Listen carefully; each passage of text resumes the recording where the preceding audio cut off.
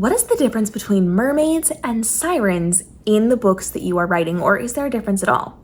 Honestly, it boils down to it is whatever you make it, you just have to make it specific. So you can have a difference between mermaids and sirens, or you could kind of classify them as the same things. There's a lot of different thought processes that go into this. There's a lot of different community that goes into this. If we look back historically, sirens tend to be the ones that are luring sailors to their deaths on the rocks. So they're singing out to these sailors and they're kind of almost hypnotizing them and calling them toward danger, where they crash their ships and that is the end of them. They're more of that evil type entity, where mermaids or merpeople are going to be gentler. They're going to be nicer. They're going to be more of that Disney version that is going to be beautiful and nice and kind and helpful and takes care of the ocean and all of those things.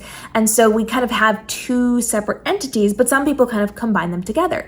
Now, you know that because of the Siren Wars saga, I got heavily involved in the mermaid community. There is a professional mermaid community where people have tails and they perform and they do all these really cool things. Love the space. But they typically like to see mermaids and sirens on the same level because people really like to represent sirens, but they don't want to be like that evil entity. So you can do whatever you want to do between your mermaids and your sirens as long as you dial into it. For me, I used my mermaids and sirens in this way in the Siren Wars saga. I said that all of them are mer people. They're all part of the mer collective, and the sirens are the ones that use their voices for nefarious purposes. They are the ones doing bad and harm with their voices, whereas the rest of the mer community has decided, even though we have the ability to do this, we're not going to use our gifts to hurt the world, to hurt people, to hurt whatever. And so it was a decisive choice for each individual, whether they were going to stay true to being decent mer people or to do bad with the things that they have access to. You can think of them as two entirely different breeds. These can be unrelated, unconnected, ungenetically linked things that both just happen to have tails and kind of be shaped in the same way. You can create this however you want. You can decide maybe sirens aren't evil, maybe they were misunderstood, maybe they have gifts, or maybe that is the breakdown. Mermaids don't have that gift to lure people in while sirens do, and maybe some is good and some is bad, and there's some good and bad in each. You can make that choice, but you have to very clearly outline it within the magical world you're creating.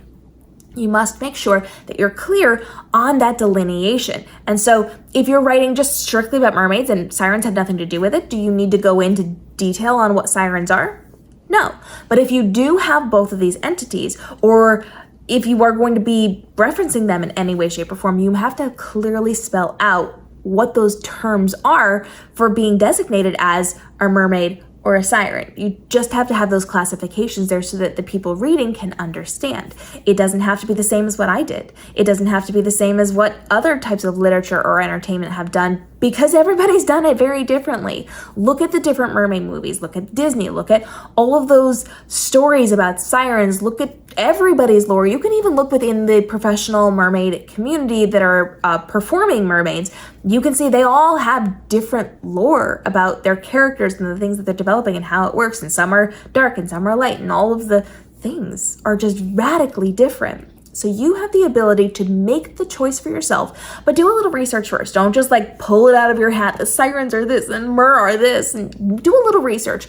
Understand the historical context of it, where it comes from, because this stuff has been around for a really long time. We've seen it in literature. We've seen it in other types of documentation for many, many, many, many, many years. And so understanding the different perspectives and the different cultural implications of this can help you to then make that decision. Don't just freely make it because you feel like it. Do a little bit of research.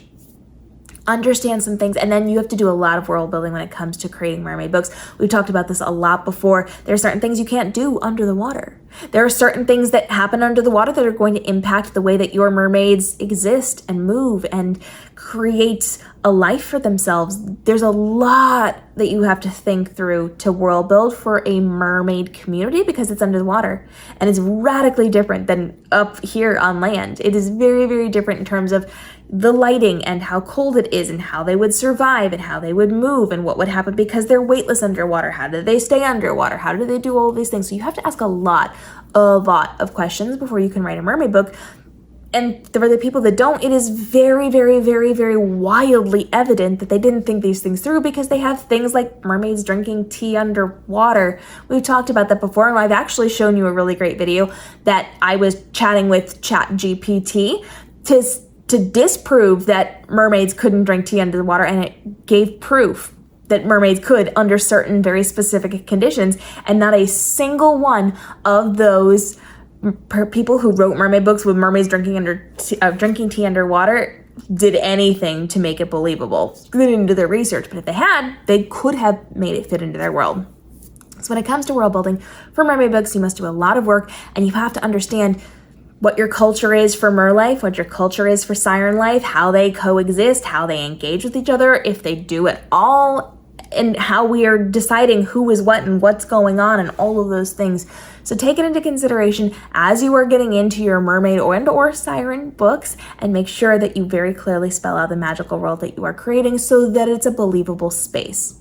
You can do tons of different things, but you have to have a logical reason for it. You have to make it make sense within the world that you are writing. Just because I spent years, literal years, telling people that mermaids can't drink tea underwater doesn't mean that I could be disproven. I was disproven by artificial intelligence. They gave a scenario in which it was believable, but none of the actual writers came up with any of that stuff. So if you can make it believable, I can buy it. But you could do all sorts of things under the world, under the world in the sea. You can do all sorts of things, but you have to make it believable. And the difference between sirens and mermaids is one of those things you need to know right off the bat. Drop your questions about writing under the sea books. I've been well known for this, and again, very connected to the professional mermaid community, so we can get a lot of great questions answered for you.